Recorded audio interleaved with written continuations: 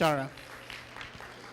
Good afternoon, everyone, our esteemed guests, PMAPers, and friends.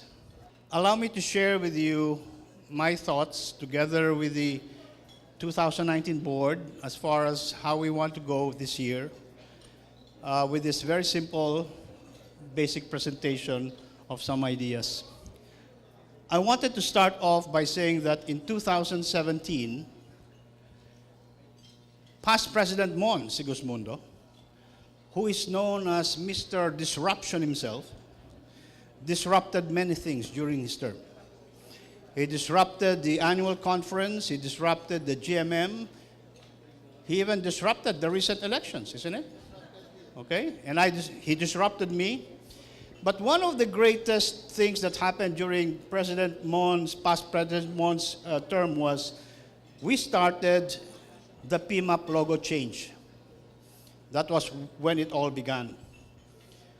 Now, when we take a look at 2018, the key word that IPP, Michelle Garcia, presented was the word focus. And it was in this year that we had a lot of things that were completed as a result of what we started in 2017 because of the focus and the order and the efficiency President Michelle has set. When you come to think about these two words, disruption and focus, the words that come to mind which resemble this is innovation and efficiency. Another pair of words that come to mind is order and chaos. But the kind of chaos that disruption brings is the kind of destruction that excites and that energizes. It is a positive energy that we want to see as a result of what we disrupt. The thing is, some people say that this sometimes is an either-or proposition. We either go for innovation at the expense of efficiency, or we go for efficiency at the expense of innovation. But I'd like to pick up one thing I learned from an old book by Jim Collins, which he wrote in 1994, Built to Last. And it was very well explained in this book about this concept about the tyranny of the or and the genius of the end. He says that the higher order intelligence that we need to navigate today's environment requires the ability to unite opposites, the ability to unite extremes. And this is where he mentions the genius of the end. It's no longer going to be an either-or proposition, it's going to be an end. And end does not mean to say just balancing, it means integration. We want to explore the best of the two sides of things.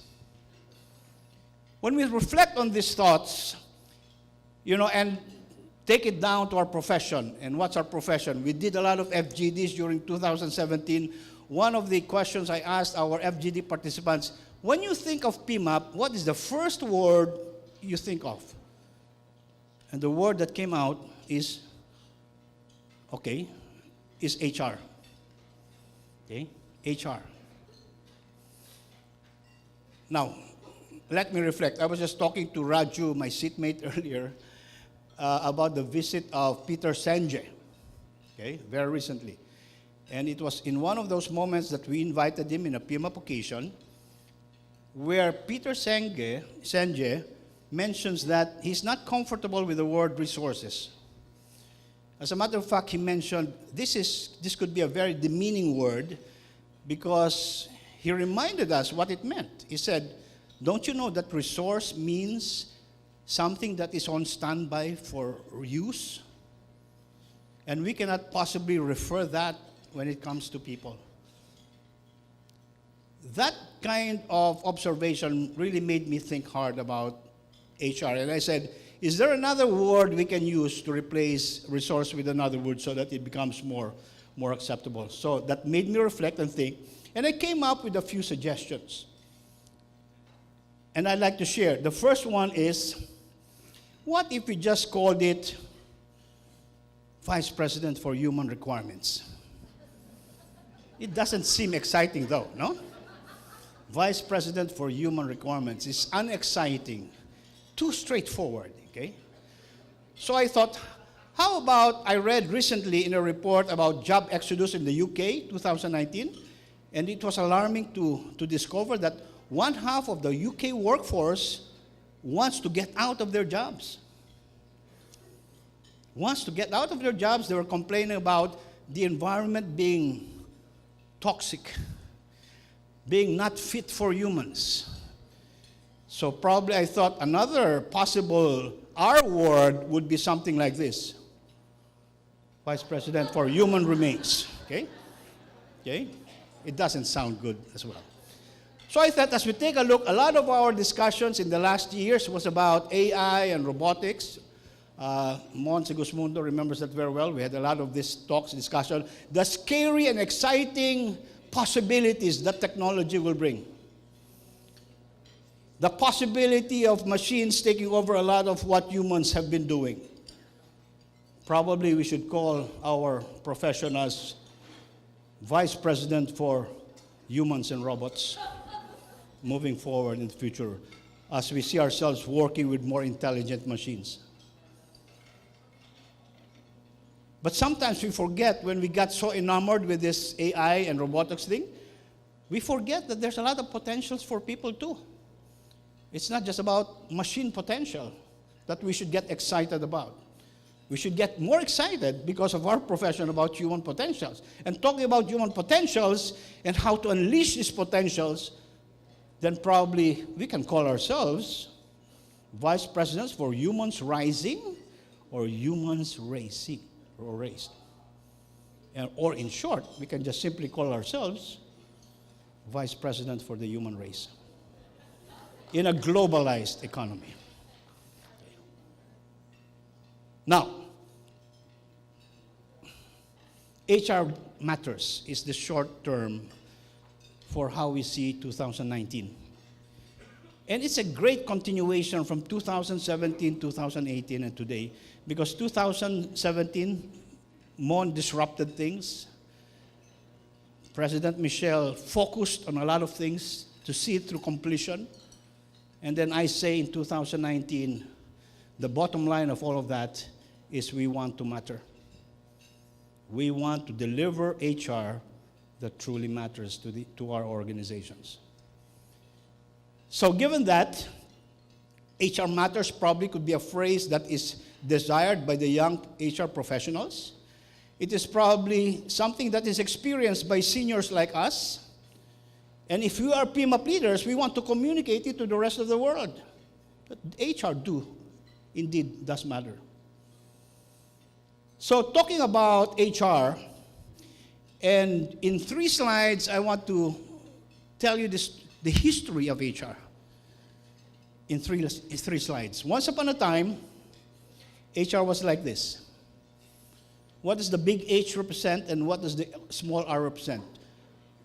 It simply means if H is about people and R is about resources, which pertains to the business, once upon a time, we HR practitioners were so enamored by a lot of our HR technologies and HR techniques, we didn't mind understanding the business. As a matter of fact, I remember one account when I was in a Hong Kong conference a few years back. And there was, in this conference, several CEOs were on stage, and I raised a question. We were talking about succession management. And I asked a very simple question. Is it ever possible in your organizations that the HR becomes the next CEO? And I immediately got a response. And the response was, it cannot be. And I said, why? Because the HR does not know the business. It was a response that remained in my memory for many, many years. And probably this is because we were coming from here. We were so enamored with people things, and we never minded what happened to the business side. So in response to this, I remembered a period when we started reversing this. And all we ever talked about was business partnering or business partnership. We want to be the business partner of the CEO. But in the process of doing that, the H became a little less. Again, going back to the Senge experience, one of the questions we asked him when we invited him here in PMAP was, Mr. Senge, what do you see is the greatest threat moving forward? And he answered that in a very profound way. He said, the greatest threat I see is the diminishing appreciation of humanness. The decreasing appreciation of humanness. Isn't that what's happening? That's why in some HR conferences abroad, we see topics like, can we bring the human back in HR? Can we please bring back the human in HR? In our desire to be a true business partner, which is good by itself, let us not forget the human side. Because after all, that's what we're here for in the first place. So, I propose that we take a look at HR on even level. I'd like to make a distinction between good HR and great HR today. Good HR work is when you become a good business partner. You're very strong in the R. But you become a great HR if you're able to advance the business interests, but at the same time, advancing the well-being of people. That is the power and the genius of the end. This is not an either-or. I think we need to see clearly the connection between the people and the business side. So as we reflect and as we do all our activities for this year, this is the whole statement that we see around us. We want to deliver HR that matters, which means great HR work today and tomorrow. Let's talk about today. What do we find today? And this is about us. And any professional organization will be concerned about its own professional growth, isn't it? So my formula for our continue to advance in our profession is a simple triangle like this. It starts with HR fundamentals. This is a forever thing. We need to be continuously updated, whether it's in performance management, in industrial relations. This is our main staple. There are so many developments coming. We need to be constantly updated. This is a never-ending challenge for us. We need to be just on top of this game. But if you want to be truly a business partner, I think we need to see the line going to business literacy. We heard this from the interviews of CEOs a little earlier, isn't it? The need for business acumen, the need for business literacy. I think we need to step up our business literacy or business understanding level. Because it is only in trying to apply what we know in HR to solve business issues and challenges can we truly claim ourselves to be business partners. But I think there's a lot to be done in the business literacy side. Understanding the strategy, what is it I need to understand about finance to be able to really make my HR solutions work for this organization, and so on and so forth. So given this year, we're going to take a look at that. Probably we'll have research, we'll have some training, we'll have some consultation, we'll have roundtable discussions, but we need to take a deep dive into what does it take for an HR to be a true business partner in terms of the level of business literacy that is needed. That is the R side. This is the R of HR. This is the resource side. Let's take a look at the human side, the human side. The human side is, how can I use my HR fundamentals to be able to promote the well-being of employees or people that I find myself in the organization? This is the human side. And well-being, you might ask, is there a difference between words we've used all these years, welfare, wellness, well-being? Welfare is a very reactive term because it prevents, it's more of a reaction to avoid human suffering. When we went into the proactive stage, wellness, we used wellness, but although it took a look at the whole, it focused on the physical things. But well-being, I think the key word in well-being is the word being. the process of becoming and continues being. I think in the process of advancing business interests, we need to advance the total well-being of our employees, because that is the only sustainable strategy. In the end, that is what can make businesses be sustainable. So again, we apply the power and the genius of the end. I want to advance, become a good business partner by promoting at the same time the well-being of people. That is what great HR work means to us now. Let's talk about tomorrow. Let's talk about tomorrow. Tomorrow, there's one aspect to tomorrow that I think we need to give our attention to: the future supply of HR professionals. I've had a personal experience when I got involved in some schools that told me that there were some HR courses run by schools that are suffering from dwindling enrollees. Okay? As a matter of fact, it has gotten so low in some cases, they closed the HR courses already. Okay? That is worrisome from a quantity perspective. But the other side of tomorrow is the quality side, the quality of HR education. So I was thinking, if there is something we can do to improve that quality of HR education, if we can just have a dialogue and have a training between the teachers of HR and the practitioners of today, then probably we can influence how students of HR today are taught, with the hope that probably when they practice in the future, they can become better than us. I think that is our responsibility as a professional organization. We have started something last year during the time of President Michelle. We called it the Teach Program, where we gathered a few HR teachers and we run a several days program, updating them on HR, making them see what are the current practices so that when they teach their children, the students, they will be able to be benefited from that. Can you imagine if we just reach 100 HR teachers today, and if each of these HR teacher has 20 students, that is about 2,000 students. 2,000 students, just this year alone, we could have made them a better HR at some future time that can make or deliver great HR work. What is the impact of that to our organizations and to the country as a whole? That is the kind of thing that we need to get ourselves engaged in. It's not just today, but it's about tomorrow.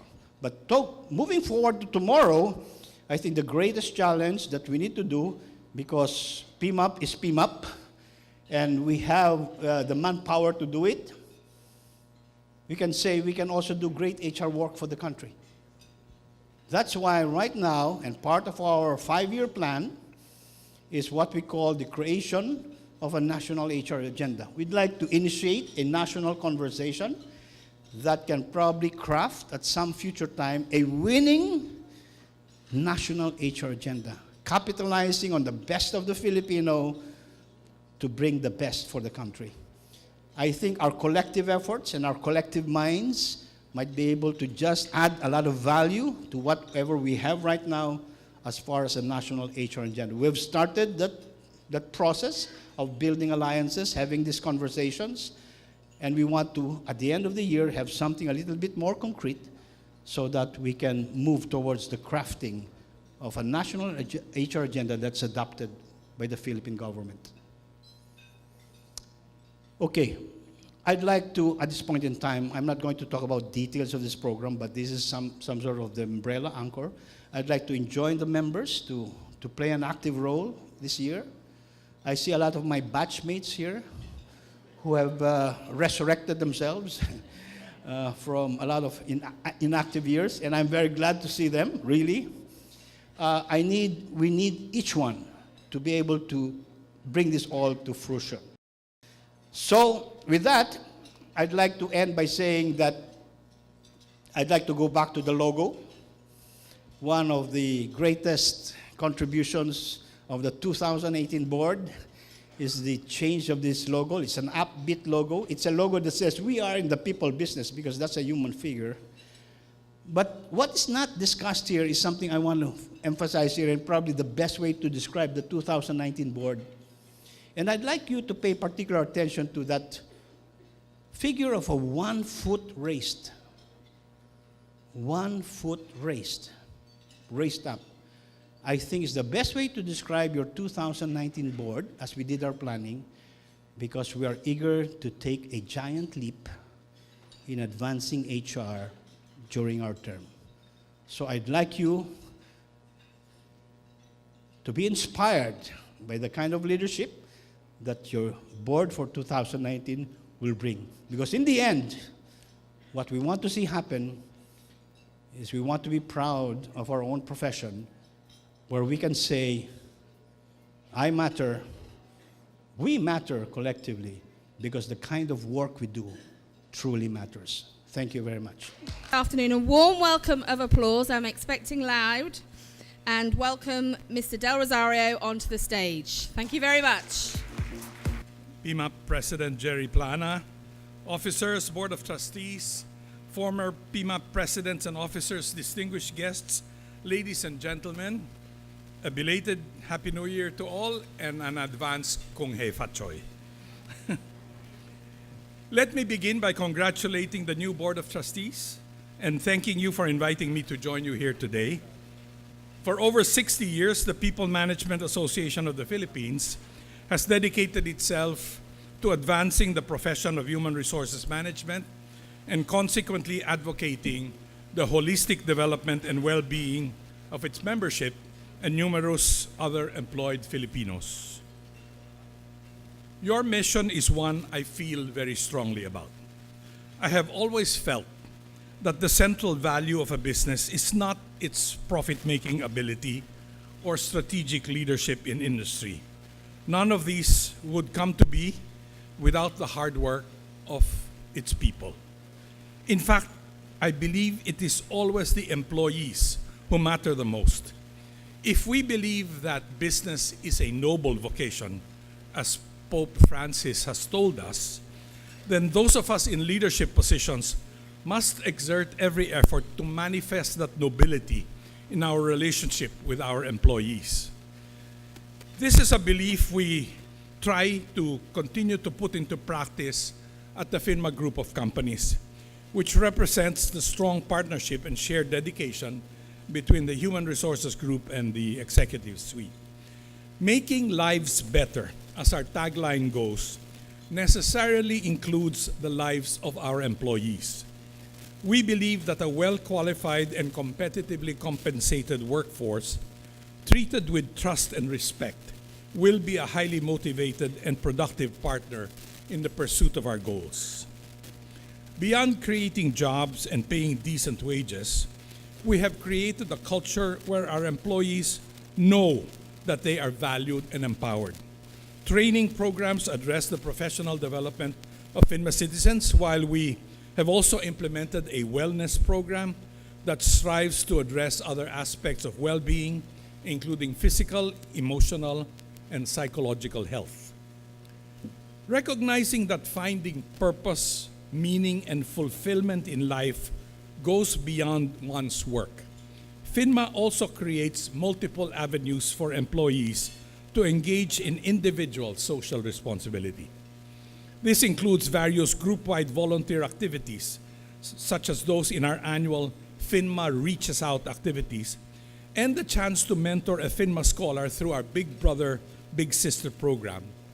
Through their work and their lives, FINMA employees live out our core values of integrity, competence, professionalism, and patriotism.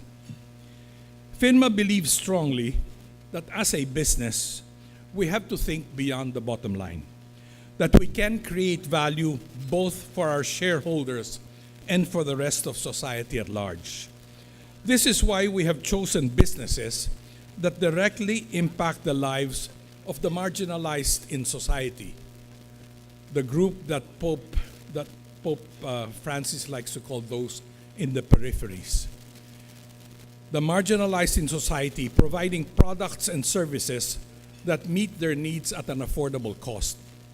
We see the inequality still prevalent in the Philippines as a challenge that we can help overcome through well-run and well-managed companies. This is best exemplified by FINMA Education. Through a network of 6 schools across the Philippines, we provide accessible quality education to those who need it the most: the children of farmers, policemen, street vendors, manual laborers. In many cases, the students in our schools are the first from their families who have been able to attend and eventually graduate from college. In many cases, this achievement represents a tangible opportunity to improve their lives. Our goal is to provide affordable education without sacrificing quality. On average, tuition fees at FINMA Education schools are at about only 13,000 to 15,000 pesos a semester. How do we do this? We reduced education to its most essential elements: appropriate facilities and learning material, a proper classroom, and a great teacher.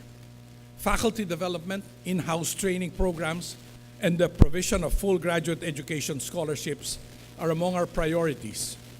Teaching expertise is key. Therefore, we limit our spending on administration, using the same people and systems across our work, and are highly selective in spending on non-academic student activities.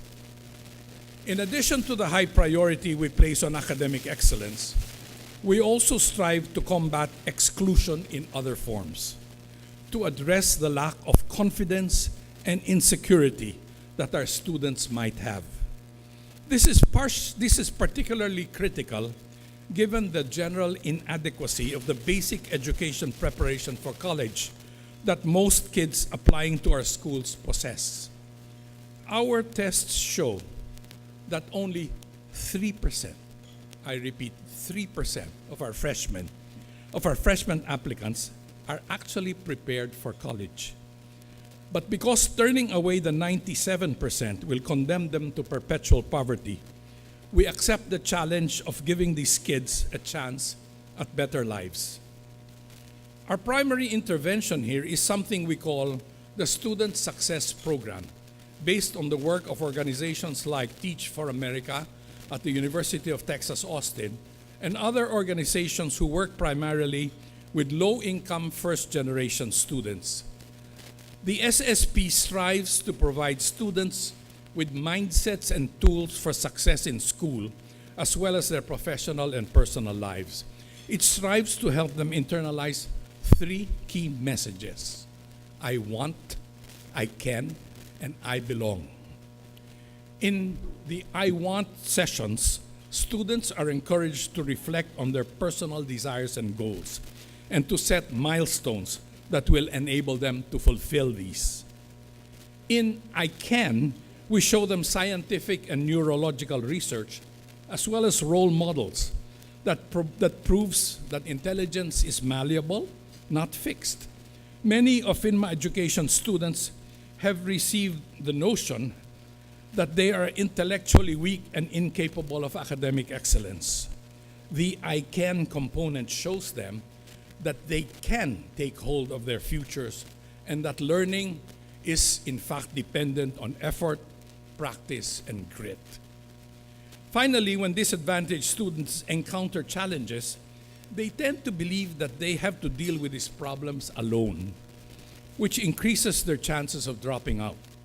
Through the I Belong program, we help them to realize that they are in fact not alone, that they are not excluded in school or in society at large, and that they can succeed. Academic excellence and the Student Success Program have yielded much success for FINMA Education's now 70,000 students. Our professional licensing examination rates have gone from about 50% passing in 2009 to 75% in 2017. This was achieved as average annual tuition fees actually decreased from 32,000 pesos to about 26,500 pesos, while at the same time we increased teacher salaries almost 40%.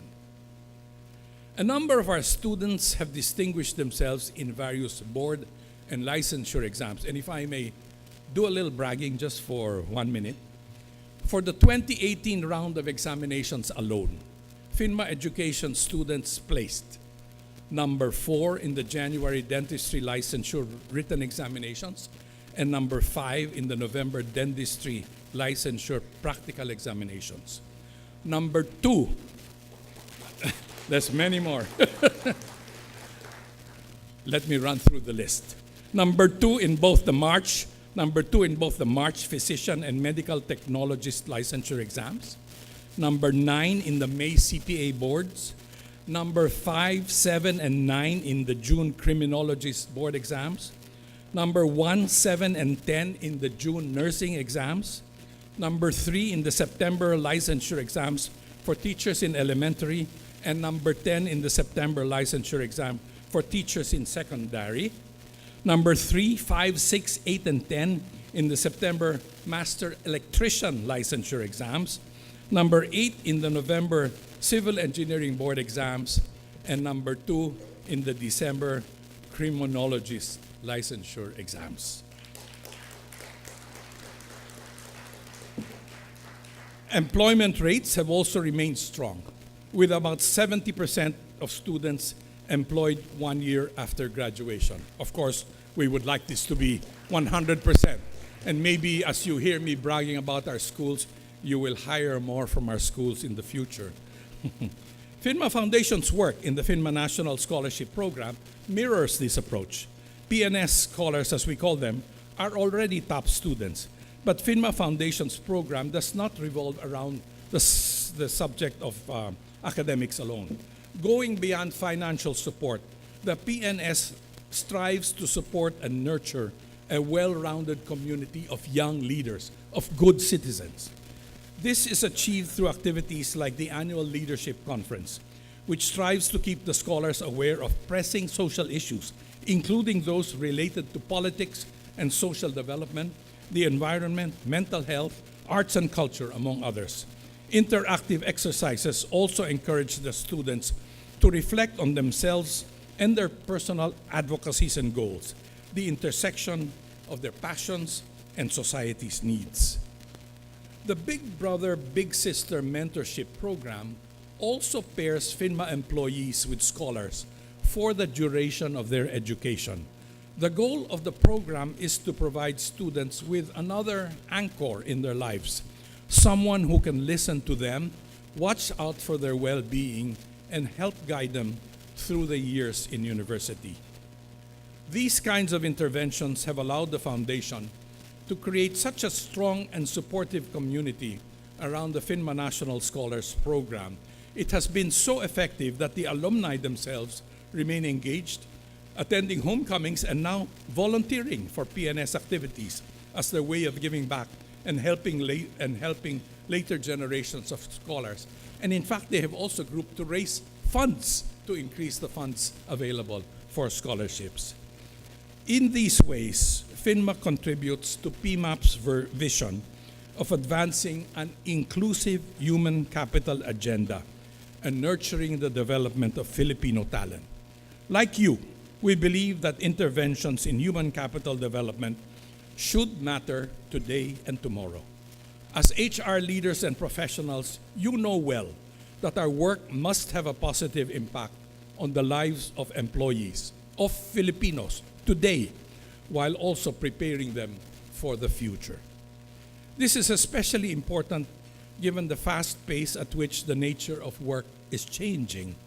The gig economy is becoming more prevalent, with people choosing to be freelancers. Automation and AI are predicted to displace low-skilled workers. In the Philippines, more pressing and immediate challenges, including those arising from traffic and congestion, include managing evolving policies, including satellite offices, working from home, and flexible working hours. You are the ones best equipped to lead the charge in empowering the workforce. And we at FINMA and other business organizations can only do our part to support your advocacies. After all, PMAP has always been consistent in its goal of nurturing employees who are not just excellent and professional at their work, but also happy, healthy, and fulfilled individuals. Thank you and congratulations again to the new leadership of PMAP.